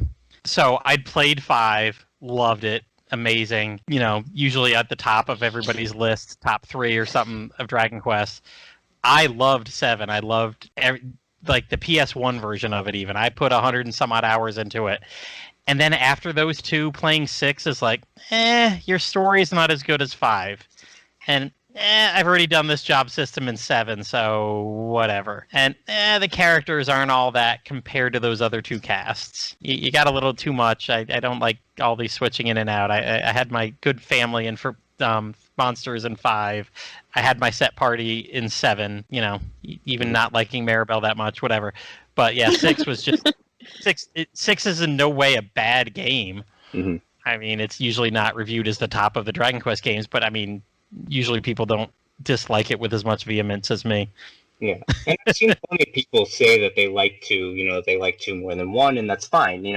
I could have potentially been one of those people if I had played 2 first, maybe, but yeah, I was just so set up in the action gameplay as opposed to the turn-based and the collecting. I know Bluestar, one of you guys talked about, the fairies weren't there, and they were replaced with these higgledies, and I'm like, what the hell are these things? Like, yeah, they got no personality or anything. They're just... That's the thing. I think, to me, after coming off the first game with so much character and personality and, and story and stuff like that, and it's a really small nitpick, but I remember when I was watching every trailer that came out, there were some trailers that had cutscenes in it where the characters were obviously voicing the lines, but when it came to the actual game, that voice acting wasn't there. The one that sticks out to me was when you first get introduced to the Higgledies and the little old lady that says, "Oh, you'll take my Higgledies," or whatever. That's just a text box in the game. It's not a voiced line anymore. I don't know. It just felt like, I don't know. It just felt off. Yeah, they do that stupid way for 90% of the text in the game, where like the person says the first word or two. Yeah, or an exclamation, or makes a sound that they would start off saying. Yeah, you're right. If I never hear Evan say "golly" again in my goddamn life, I hate him. I don't like the characters in this game. The Higgledies are not Mr. Drippy. I've told a few people this. Mr. Drippy is my favorite character. It's why part of my name is Drippy, or why I go by Drippy, because I love Mr. Drippy so much. And what the hell was the guy's name? Lofty? Lisa Simpson or whatever? Yeah, yep. Lofty Simpson. Yep. Hashtag not my companion, because this guy is just... Yeah, you get the Welsh accent and stuff like that, but you're not Mr. Drippy. And, it's just like everything felt like it was trying to be the first game somehow, or I don't know, man. I am not a fan of the second game, if you couldn't tell. I don't know if that really came across. Now tell us how you really feel. I fucking hate this game. How does that make you feel? It's okay. You can let it out. No, it's a safe place. This is a safe place. Yes. But again, I could totally give it another shot, and It does have good qualities. The kingdom build is cool. The skirmishes, when you get a hang of them, they can be interesting and stuff like that. It was just really my expectations that got to me. Yeah. Well, sometimes too, like when you play a game can make a difference too, because there's been some games that I've played at like when they launched, it's like, I had that with Dragon Quest V, where when I first played it, it's like, okay, well, this game isn't really as special as everybody seems to make it out to be. I didn't really get it, but then when I replayed the game, like a few years later, I'm like, oh, okay, I'm starting to see now why it's so well liked, and I found myself enjoying it more too. Mm-hmm.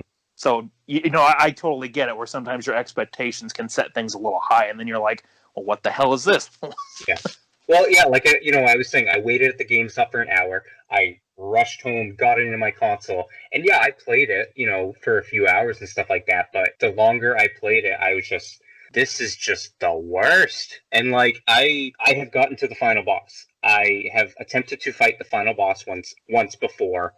And I lost because I was underleveled. I didn't feel like doing all the side quests and stuff like that like I did before.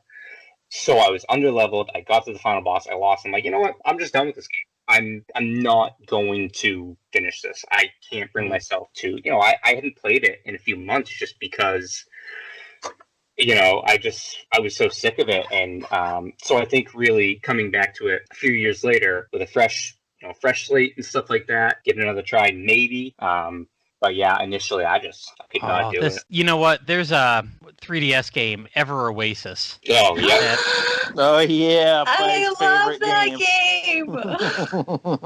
So here's the thing that ruined it for me. I remember actually that game had a huge preview in the same treehouse or whatever that Dragon Quest VII did. And I actually remember driving between Orlando to Tampa. We were going to my in-laws' house, and like I had my wife drive home to her parents' house there for an hour and a half because I wanted to stream that treehouse on my phone the whole way home. And I wanted to see the 10-minute part about Dragon Quest VII 3DS coming up. And then they had a whole preview of Ever Oasis. And I'm like, oh my God, this looks like, oh crud, why can't I remember the name of it now? I think you said Fantasy Life. Yes. And that's where it ended up ruining it for me.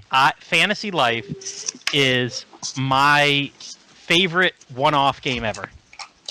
Like, and here we talk about level 5 again here. Fantasy Life, I put 120 hours into it. I bought that DLC, and I did everything.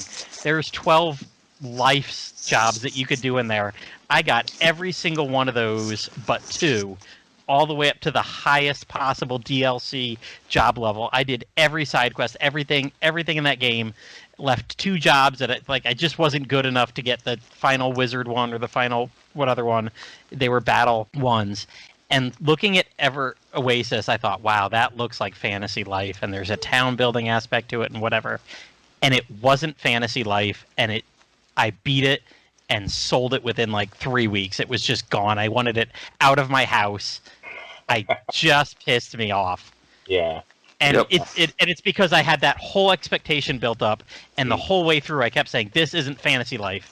Why did I convince myself of that? Why did I read that somewhere one time and fixate on it? Because this isn't it. Honestly, it's a fine game. It's not going to blow people away, except for Bluestar. She loved it. I love it! But if I didn't have that expectation, I think I'd, like, in my personal ranking, it would pop up like 2 points on my scale of 10 easily. But the fact that it wasn't Fantasy Life killed it for me. Yep. So good. You know what? Had I had that kind of problem on the final boss, I would have sold it too, and not finish it because Legend of Legacy is the only game I've ever done that on.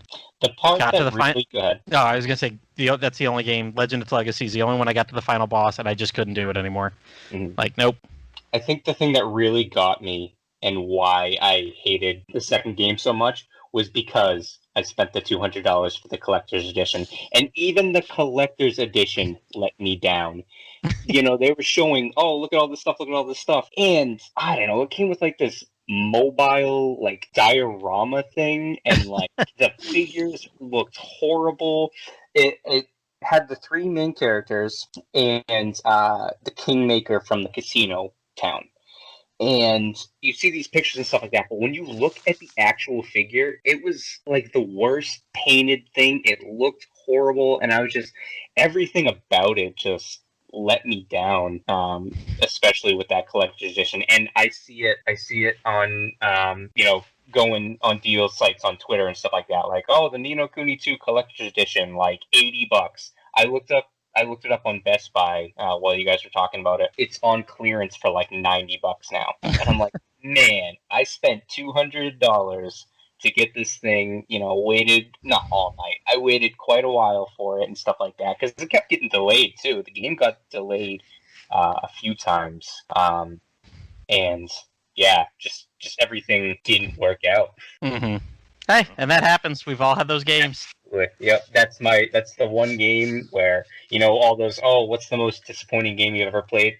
It's probably always going to be Ni no Kuni 2. But I'm really glad that people liked it because, well, until the recent news that Level 5 is basically shutting down all of their North American operations, it really gave me hope that, hey, maybe Ni no Kuni can be a franchise. And they said, oh, we're making a third game, but it's a phone MMO. And Oh yeah. It's like Fantasy Life 2 all over again, where they're like, Oh God, yes. Exactly. It's like, you can do something with this franchise and stuff like that, but so that I was really excited. Like, wow, everybody, the second game reviewed really good. I think the one that set me off, I think it was like GameSpot that gave it a 7, and I remember sitting there like and seeing them, seeing that final score of a 7 pop up, and I was like, no, they just don't get it. And I'm like, what are you talking about? Like, I haven't played this game. How can I tell a reviewer, oh no, you got it wrong? I mean, I know that's the thing to do on the internet, but like, I'm not like offended, but I was like, how dare they give this a 7? This is going to be a great game and stuff like that. You know what? I think that 7 might be spot on for me. Maybe 7.5. Yeah, and it's up there on Metascore as an 84 out of 100, so that's pretty That's high. not bad. Yeah, that's No. not bad. yeah, I would say it's about like an 8.5 sort of game, because there's a lot of good to it, but there's some stuff that, and unfortunately, I think it's one of those things, it's a level 5 game that kind of holds it back. Like, I absolutely hate the side quest system in Ni no Kuni 2. I really don't like side quest stuff in level 5 games, because it's always just go kill this enemy like this many times, or go collect this item this many times, which, to be fair, is kind of what you usually see in RPGs, but you gotta change it up some. You can't just always have it be like, oh, there's hundreds of side quests, but they're all collect 3 of this thing. Yeah, and that's why that honestly is my biggest complaint with Ni no Kuni 2, because when trying to do some of the side quests for villagers that can join you, it's like, oh man, these characters are really interesting, but the quests to get them are goddamn stupid. Yeah, you gotta farm a bunch of items or raise the level of this building or something like that. That takes real time. Like you guys were talking about. Oh, you just leave your system on or whatever to, Well, see, I had that with the It's like when I hear people talk about how they didn't like the alchemy pot in the original Dragon Quest VIII. Like, maybe it's just because I explore an awful lot, but I never found it to be like a hassle when like you had to wait like a few minutes or wait a while for the game. Because like I could go and do some story progress or do some exploration, side quest stuff, whatever. Then come back to the town. It's like, oh, okay, well now this village or now this building is ready to be upgraded, or now my studying is done here, so now I can get that going, so I can go back to what I'm doing. I can see where people would be like, oh my god, this is frustrating. I guess it depends on your play style too. That can make a difference. Yeah, I definitely also explored way too much in Dragon Quest VIII, so the alchemy pot was never a problem. But if I ever got a backlog of stuff, if you turn the controller upside down and place it just right, you'll run into a wall, and the alchemy pot will finish on its own. There you go. Yeah, I remember doing that. I would always just get the Great Saber Cat and just run around the overworld, and then it's like, ding, there you go. Yep. So looking back, talk about how it reviewed well. Yeah, it reviewed right there. It's got a 85 and 86 for the original game and the remaster of the original game. So, it review-wise, the second game was right up there with the first game. Yep. So, now, what would you give the movie?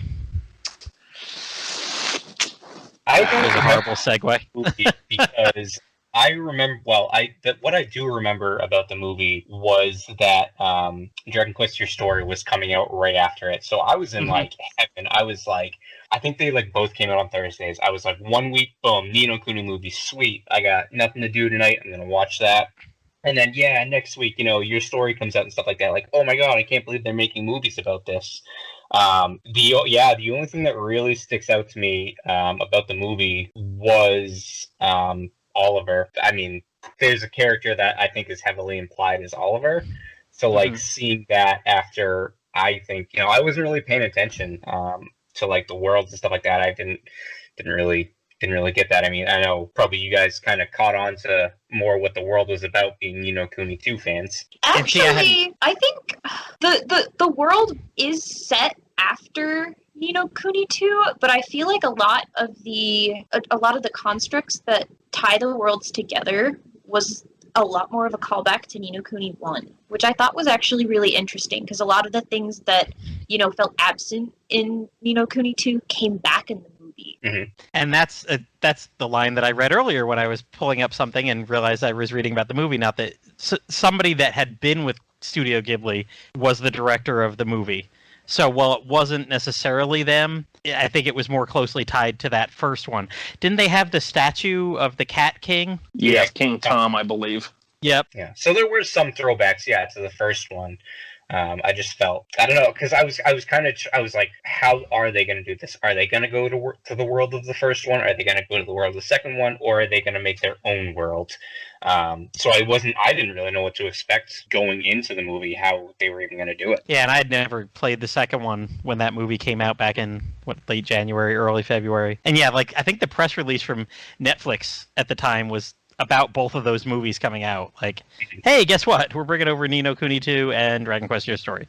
I had no hope for Ni no Kuni coming over. I was like, if they're not going to bring over Dragon Quest, which I didn't think they were going to, I'm like, there's no way in hell they're bringing over Ni no Kuni. Nobody is going to know what this is. Mm-hmm. So it was really cool that they did bring it over. Mm-hmm.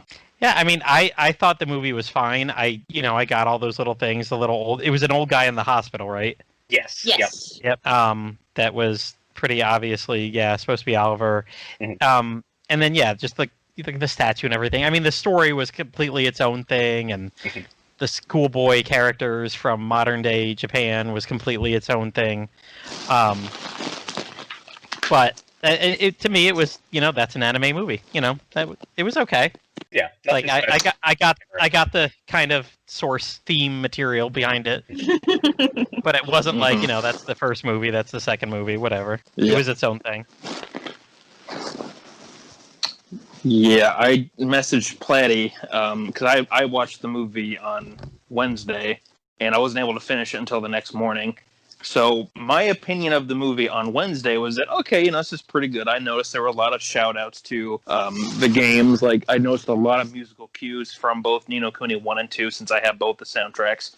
Mm-hmm. And I noticed a lot of themes from both games that would play at different points. Like, you had the different Kingsmaker themes from 2 playing during certain battles, or when, like, the sword Mornstar shows up. You have, I don't remember the name of the kingdom, unfortunately, but it's the Cow People from the first game in like the desert. Yes, thank you. Like their song plays during the Cure the Princess dance that the medicine men come to try and help her with her mysterious illness that she has. Like that's the song that they dance to. You had like the flying theme from 2 as the song where they're flying off to the Pure Lake to try and help the princess heal up from her scar. And just different little things like that I noticed. And then what I thought was cool was that the kingdom that it took place in was the kingdom of Evermore, like years and years after Evan's time and everything. Mm-hmm. So I thought that was a nice touch that they named it that, and that there were a few little things here and there that were like, okay, that looks kind of like, this building or that building or such. Like even the crown that one of the characters puts on towards the end of the film, it's very reminiscent of the crown that Evan ends up wearing in that game too, towards the end of it when he, before the credits roll. But anyway, like I got through most of the movie. I had like maybe 15 minutes left or so, and I just wasn't able to finish it on Wednesday night. And where it ended at, it was right at the point where the 2 main characters, Yu and Haru, where they get split off from each other. Because just to give a quick spoiler, like one of them decides to stay behind in the world of Ni no Kuni, and the other one goes back to the real world. Because they go back and forth at different points, and that's where I had to stop the movie. And I'm like, that's a good way to end it. And I can kind of see where the ending's going to go from here and everything like that. Then I watched the rest of the movie the following morning before I went to work. And that kind of immediately shot my opinion of the movie from good to, oh my God, what the fuck was that? Because so you had a Dragon Quest Your Story moment. I pretty much did. And here I'm going to get to that comparison too there. So I'm just going to go into spoiler territory here. So if you want to watch the Ni no Kuni movie and you haven't seen it yet, go watch it. Pause here. Go watch that because I'm going to spoil the shit out of the ending. So here we go. So it gets to the ending. Haru's back in the real world. He sees that his girlfriend, Kotane or whatever her name was, that she was fine. The woman who was driving him and Yu around before they went back to the world of Ni no Kuni for the last time, that she was okay. And he's like, oh man, how's Yu doing? Is he here? Where's Yu at? You see this weird like flash happen, and they're like, "You? Who you?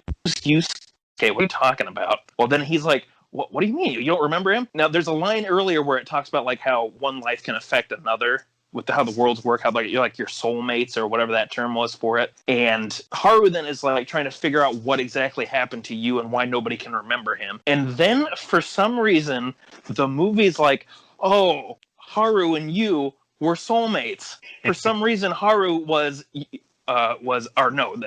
that you was Haru's soulmate from the Ni no Kuni world, and you somehow ended up in the real world when Haru was in trouble as a kid. That's why they have so much in common and why they love the same girl. And the movie tries to like bullshit explain itself within the last 10 minutes. I don't remember everything it says, but it basically is trying to be like, oh yeah, they were the same person the whole time. I mean, there were so many similarities between them. How did you not notice that? And I'm thinking to myself, what the hell are you talking about, movie?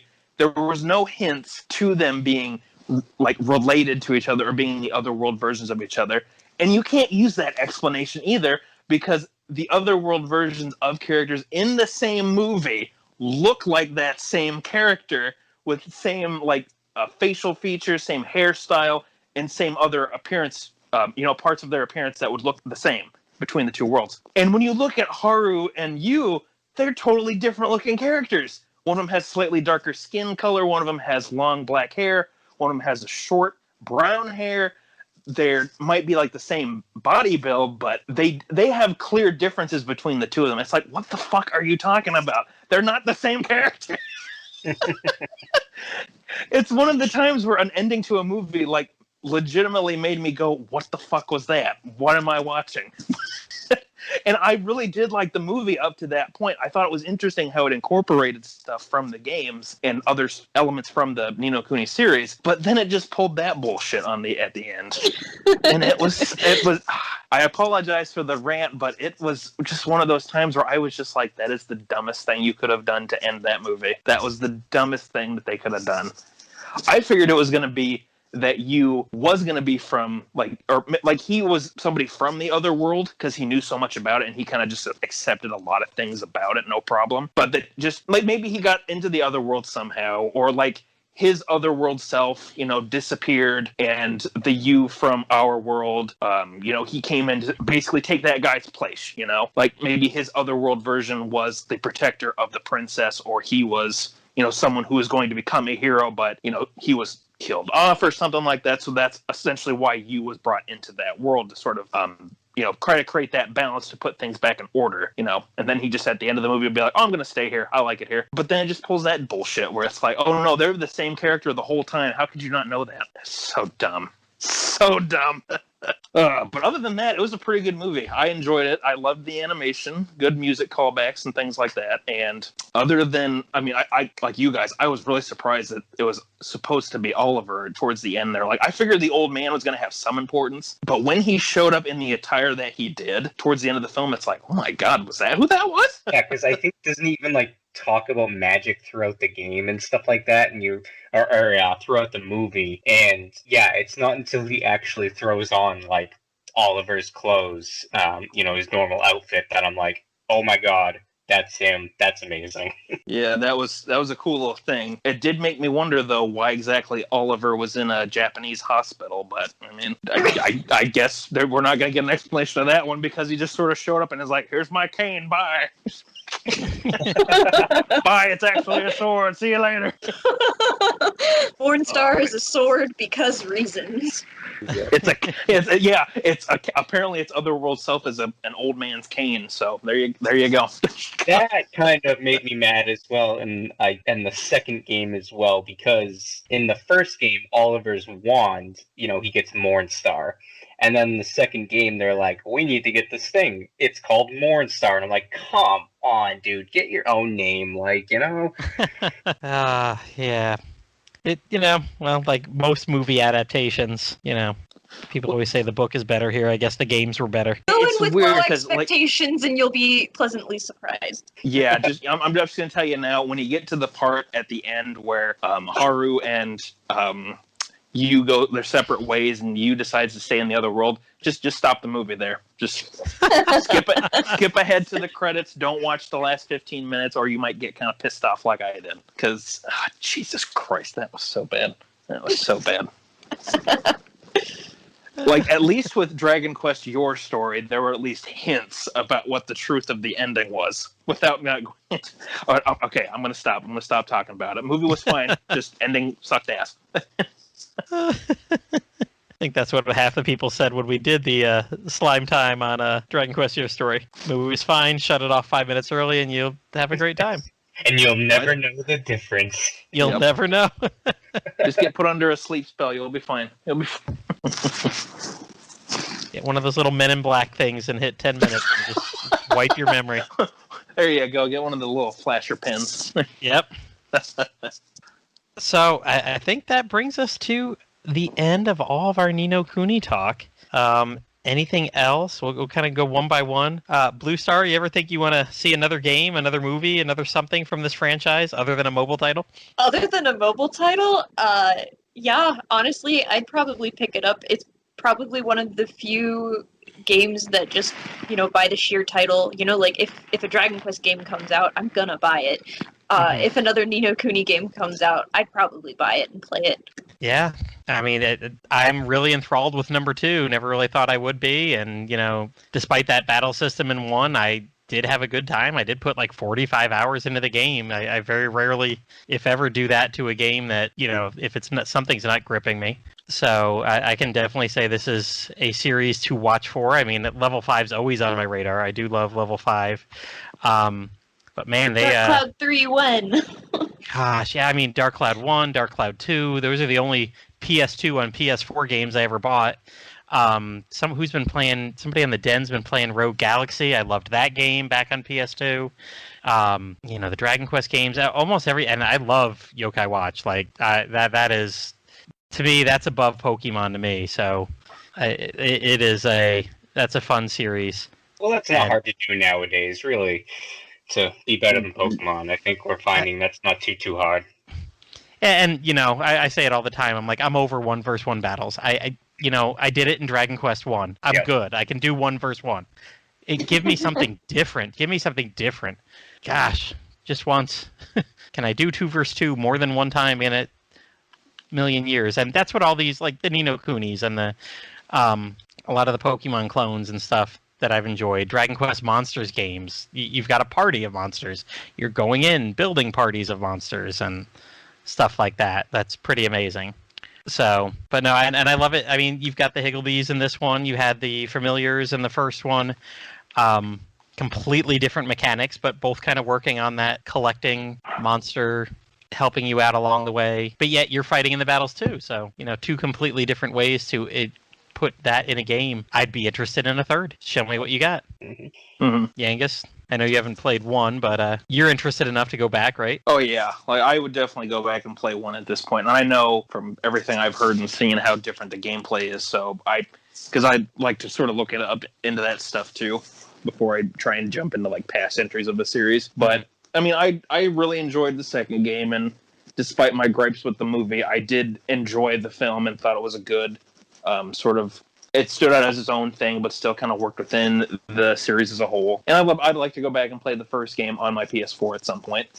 And if they come out with a third console game, I would definitely check it out. And if it looks depending on what it is like when it comes out at launch, or what the gameplay is going to be like, then I would either pick it up at launch or just be like, I'll wait till it goes on sale a few months later or something. But I do think there is a lot of fun creativity to it.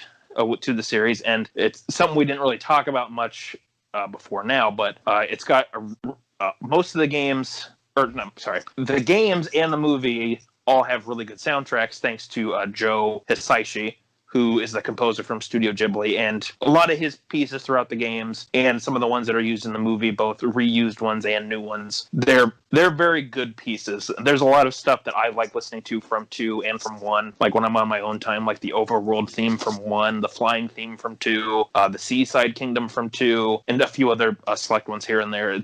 It's got some good sound design to it, both with the music and with like sound effects and everything. All right, and Drippy, you think you'd ever try to, if they came out with a third, would you go in with a more open mind, or have you been burned?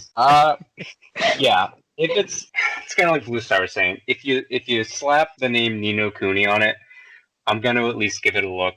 I'll probably overhype myself for it, but I've only had 2 chances to do this. Well, one chance really. I didn't even really know about the first game when it initially came out. Yes, if I could keep my expectations in check, and if they were to do a third one, I don't know how they would do it. I would maybe kind of like to see them go back to like the DS version and do a turn-based, just to kind of, they've done this real-time thing, they've done this action-based combat, see them do a turn-based thing.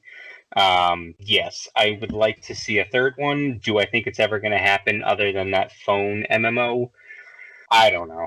Probably not. But yeah, I would be there on day one to buy it. Would it be the collector's edition? Depends on the price. Probably not. I don't really have a lot of room for collector's edition stuff anymore. Collector's editions have kind of burned me in the past. So I think I would probably go with the standard edition of the game. Fair enough. Seeing that I own 0 collector's editions, I got no room to talk there at all. All right. Well, that is it for this episode of Slime Time Side Quest. We want to thank DrippySlimeStar and Bluestar for joining us to talk about some of, well, what one of us says is the greatest game ever made, and its sequel, and its prequel, and the DS version, and its movie. Thank you, two, for being here tonight. Thank you for having us. It was a great time being on again. Yeah, it was a lot of fun. Thank you. Yeah, I'm glad Drippy didn't explode with rage over us talking positively about Ni no Kuni too. I mean, thank you for joining us both. We really appreciate you coming on for us and talking all things Ni no Kuni. All right, you might have noticed that the only time we ever mention the word Patreon on Slime Time is when we say we don't use Patreon. We are just longtime fans that want to speak about the topics and the games and the series we know and love so much. If you have some money that you would like to donate, consider sliding on over to the Dragon's Den at www.woodus.com/den and click on support this site. Woodus has owned and maintained the Dragon's Den, a Dragon Quest fan site, for over 20 years, and I'm sure would appreciate any donation. Or if you just want to slide on over there and use his Amazon affiliate link to make any Dragon Quest related purchases, maybe ordering any of the new Dragon Quest 11s coming out for other consoles this month, then you could probably do that, and a small fraction of that sale will go to support the Den. If you have any suggestions for a future side quest episode, we'd be happy to hear from you. You can reach out to Plattym via his Twitter, Plattym3, or on the unofficial Dragon's Den Discord channel that we have. You can also contact me, YangustheLegendaryBandit, on the Dragon's Den via personal message or on the Dragon's Den Discord I just mentioned. Just search for my name, YangustheLegendaryBandit, on either one, and you'll find me. Both Plattym and I have a list that we've put together with all sorts of ideas that we'd like to talk about, or ones that we might revisit in the future if we got enough interest to talk about certain games or certain entries from like a movie series or something like that. So if you have any suggestions for episodes, we'd be happy to hear from you and add to the list. Of course. Bye, everyone. Side quest complete, man.